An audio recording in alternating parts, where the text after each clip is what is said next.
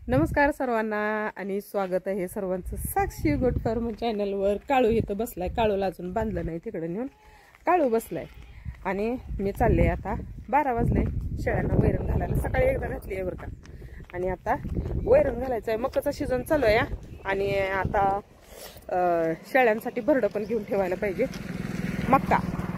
तर मक्का घ्यायचा यावेळेस मक्का स्वस्त झाले आहे बरं का। आमच्या इकडे 17 रुपयापासून रेट चालू आहे म्हणा, 17, 18, 18.5, 19 पर्यंत काहीतरी रेट आहे वाटतं। 18, 19, 18, 19।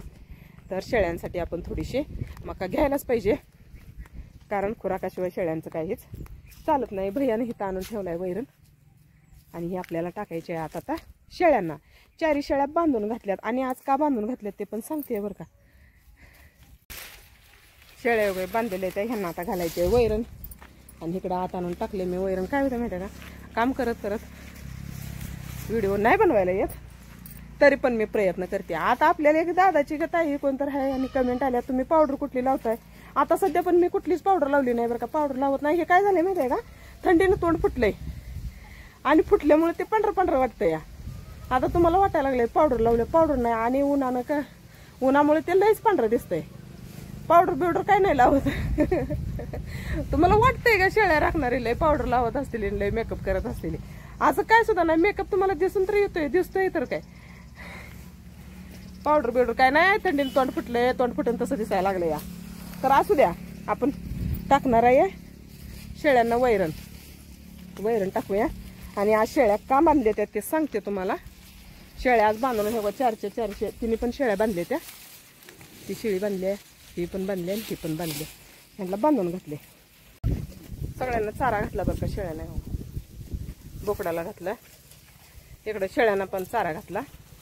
आणि आज शेळ्या बांधल्या त्या का माहिती आहे का, जे आम्ही डाळीची कणी आणत होतो ना, ती कणी संपल्या आणि मग शेळ्यांना आता मका घालतोय। आणि मका घातल्यावर कसं असतं माहिती आहे का, सकाळ संध्याकाळ थोडीशी मका घालतोय। आणि मका घातल्यावर शेळ्या पाणी प्यायला नाही पाहिजे, त्या पाणी जर प्याल्या तर ती मकाचा रवत लगेच। आता सकाळी आम्ही मका चारले आणि सकाळी मका चालून हवं तर पाणी उघडच असते। आणि जर शेळ्या जर मका खाऊन जर पाणी प्यायला आणि एखाद्या वेळी 4 दाणं जर मका जर जास्त झालेली असली आणि जर शेळ्या पाणी प्यायला, तर ती मकाचा रवत न फिरल्यामुळं आणि लगेच पाणी प्यायल्यामुळं ती मक्क पोटात फुगू शकतं आणि त्यांची तब्येत बिघडू शकते, म्हणजे पोट गच होऊ शकते, त्यांचं रवत फिरू शकत नाही। मग त्यामुळे काय करायचं, आपण ती व्हायच्या अगोदरच काळजी घ्यायची। आपण ज्यावेळी अखंड धान्य घालतो, अखंड धान्य म्हणजे गहू आहे असं, ज्वारी, मका, जवा आहे असं घालतो नाही, त्यावेळी शेळ्या दुपारपर्यंत अशा बांधून घालायच्या, जेणेकरून त्यांचा रवत फिरला पाहिजे। आता सकाळी त्यांना मका चारून द्राक्षाचा खोडा घातलेला, खोडा खाल्लाय, आणि आता आपण दुसऱ्यांदा त्यांना सुपर नेपियरची वैरण घातली। आता एवढी सुपर नेपियरची त्यांना वैरण खाऊ द्यायचं, आणि वैरण खाऊन झाल्यावर मग त्यांना मोकळं सोडायचं। मोकळं सोडलं मग इकडे तिकडे फिरते त्या, राहिलेली वैरण खाते त्या, पाणी पिते त्या, मग तोपर्यंत त्यांचा दुपारपर्यंत रवत फिरलेला असते। मग अखंड धान्य खाल्ल्यामुळे ह्यांना बांधून घालावं लागतं। उगाच परत रिस्क घेण्यापेक्षा आहे ना, अगोदरच आपण काळजी घेऊन राहिलेलं एकदम चांगलं राहतं। आणि ह्यांना मात्र फक्त ही पिल्ली मोकळी येते, आणि ह्या पिल्ल्यांना आपण शेंगपेंड तेवढी घातली। ह्यांना सकाळी मक्का नाही घातली, ह्यांना रात्री मक्का दिली होती, पण सकाळी मक्का नाही दिली, कारण सगळ्यांना बांधून घालून नाही चालत, त्या पिल्ल्यांना बांधून घालून नाही चालत। आणायच्या मक्का भरडून, पण तोपर्यंत एक 2 दिवस तशी अडचणीच्या वेळी आपण घालायला पण पाहिजे बरं का। संपलंय, आणायला जायला कोण नाही, आणि मक्का पण आहे, फक्त भरडून आणायचं राहिलंय, त्याच्यासाठी चालू आहे। तर त्यामुळेच बांधून घातले ते शेळ्या, बांधून घालून चालू आहे ह्याला वैरण घालायचं। आता हे बोकडाला मी जेव्हापासून बांधून घालायला लागलो, ह्याला अजिबातच सोडायचं बंद केलंय बरं का। आता हे शेळ्यांच्या मागे पण लागत नाही म्हणजे मागे लागते, पण ह्याला बांधून घालतोय। आणि बांधून घातल्यामुळे त्याला चारा मोकळा असल्यावर पण चारा भरपूर मिळतोय बरं का, आणि बांधून घातल्यावर चारा मिळतोय। पण जेव्हापासून बोकडाला बांधून घातलंय, दिवसभर मोकळं सोडत नाही, तेव्हापासून बोकड चांगलं तयार झाले बरं का। बघा तुम्ही, बोकड अगोदरच्या पेक्षा तुम्हाला चांगला दिसतोय का? बघा, बोकड चांगला दिसतोय। कशाला माहिती आहे का, येळभर मोकळा असलं ना, ती शेळ्यांच्या मागं लागतंय, वैरण व्यवस्थित खात नाही, आपण पण खात नाही, दुसऱ्याला पण खाऊ देत नाही। आणि आता बांधून असल्यामुळे ती व्यवस्थित वैरण खातोय, बसतोय, त्याचा व्यवस्थित रवत होतोय, पोटभर वैरण खाते, भरडा खाते, आणि त्यामुळे बोकडाच्या अंगावर आता चमक आल्या। खुराक वैरण अगोदर होती तशीच आहे, त्याला काही कमी नाही जास्त नाही, जेवढं घालायचं तेवढंच घालतोय। आमच्या बोकडाचं बसायचं दागा हे काही पांढरं दिसतंय की नाही, फुटलंय तोंड थंडीनं। एवढं मोठं बोकड आहे बघा, 3 महिने होऊन गेले, कोंबड्याच्या घरात जाऊन बसते, दिसलं काय तुम्हाला? निवांत बसते. आणि ह्याच्याबरोबर जे तांबडं बोकड होतं ना ते पण असंच जाऊन दोन्ही पण बसतो. ती तेव्हा ती बारकी होती अजून ह्याच्यापेक्षा, दोन्ही पण अशी बसायची. काय आणि काय करायचं, मेले एक बोकड. विंचू चावला असेल, विंचू पण नव्हता चावला बरं का, विंचू पण चावला नव्हता त्याला. तर असं त्या काळू येऊन बसलाय मला बांधून घाला, पण त्याला नाही अजून बांधून घातलं, घालायचं आहे बांधून. तर असू द्या, कसा वाटला तेवढा छोटासा व्हिडिओ सांगा. व्हिडिओला सगळ्यांनी लाईक करा, शेअर करा, नवीन असलेल्यांनी सपोर्ट करा. तुम्हाला आता काय झाले माहिती आहे का, आमच्या कोंबड्या संपल्या त्या, आणि कोंबड्या संपल्या त्या म्हणजे आता काल एक विकल्या, आता हाय त्या अजून 4 आहे त्या कोंबड्या, आणि कोंबड्या विकायला चालू आहे त्या, अजून 5-6 कोंबड्या आहेत त्या, तेवढ्या विकायच्या. आणि नंतर पिल्ली आपल्याला घ्यायची आहे ती. जाऊ नको बाहेर, काय जाऊ नको बाहेर, बाबा तिथं जरा अंधार दिसतंय काय.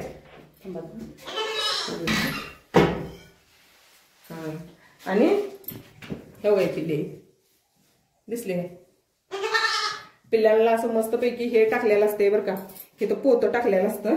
तुम्हाला अंधूक दिसते इथं अंधार असल्यामुळं, इथं पोतं टाकलेलं असतं, पोत्यावर बसते ती. पिल्लांना फरशीवर बसू द्यायचं नाही. फरशीवर बसल्यावर काय होतं माहिती आहे का, पिल्ली पण आमची लई हुशार आहे ती. पोत्यावर इथं बसते ती, इकडं जाऊन मुतारी टाकते ती, आणि आणखी येऊन पोत्यावर बसते ती. ह्याच्या अगोदरची पण पिल्ली अशीच होती, आणि ही पण अशीच आहे ती, निवांत असते ती. आसरा पाहिजे बघा पिल्लांना, पिल्लांची चांगली काळजी घ्यावी लागते. आमची हाई चांगली आहे पिल्ली. हे लगेचच बाहेर घ्यायला लागले, आत्ताच कोंडलंय तुम्हाला. दिवसभर काय बसून काय करायचं येळभर. तर असू द्या, पिल्ली खाली फरशीवर बसू द्यायची. फरशीवर बसलं ना गारवा होते, आणि एकदा जर त्यांना पोटात जर गारठा पडला ना, पिल्ली संडास करून घेते, जगत नाही ती बरं का पिल्ली. त्यामुळं पिल्ली आत कोंडून घातले ते. आणि चालू आता यावर शेळ्यांना मी सकाळी एकदा शेळ्या बाहेर काढून त्यांना चारा घालून गेल्या. त्याच्यावर आत्ता आल्या बघा 12-12:30 वाजले. जरा म्हणजे ह्याच्या अगोदर 11-11:30 घालते जरा. पण आमची जरा बचत गटाची मॅडम आली, जरा लिखाण होतं, त्यामुळं तिचं लिखाण ते होऊ दे म्हणलं.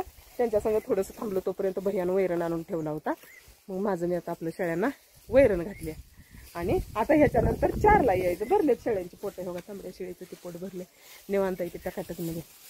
म्हणून मला कामाला जाण्यापेक्षा हे बरं वाटतंय बरं का, एकदम निवांत वाटतंय.